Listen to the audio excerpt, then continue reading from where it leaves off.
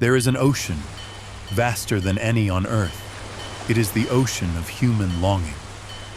And for millennia, from its depths, one name has surfaced again and again, a whisper, a dream, a question. It is known as Atlantis.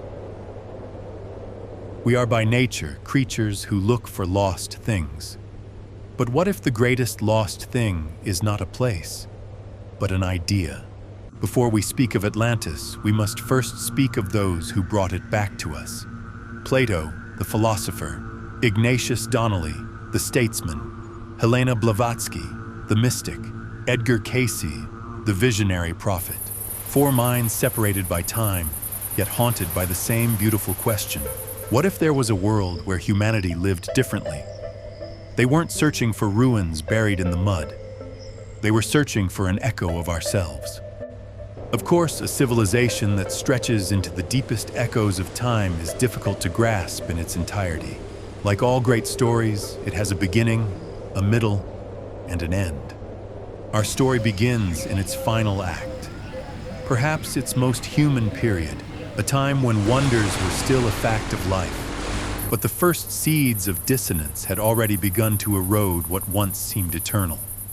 Their visions, woven together, do not describe a nation of stone and steel. They describe a song of the worlds. Atlantis was a place where buildings weren't constructed, but persuaded to grow, where architecture and nature were not two things, but one living expression.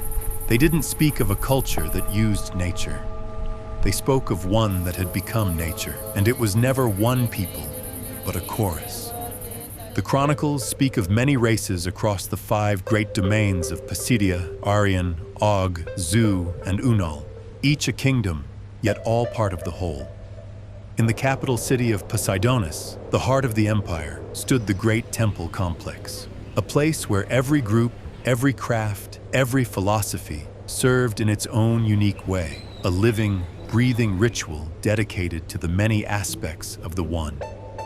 There is this vague, ancestral memory in our own world of a great flood. Perhaps it is a scar left by the memory of these peoples scattering.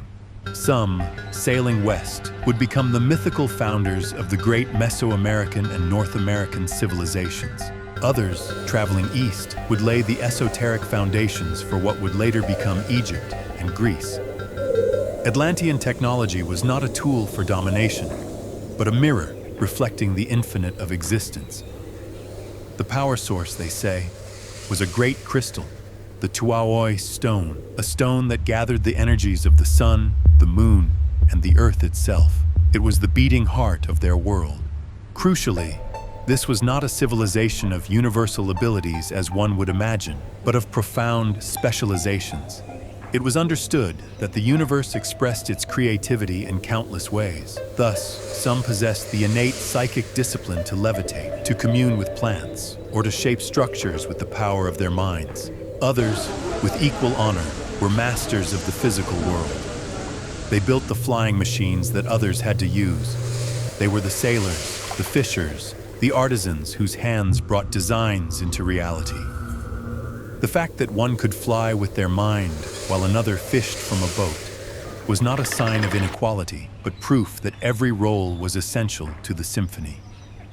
They valued the delights of life because for them, life itself was a sacred act. There was no division between the temple and the marketplace, the spiritual and the sensual. To be human was not a fallen state, but simply one of the infinite, joyful expressions of the One. They had no concept of sin, only of separation, the feeling of a single note becoming dissonant in the great song of the world. As their lives, the Chronicles tell, became shorter, more uncertain, a new philosophy arose, a cult of the immediate.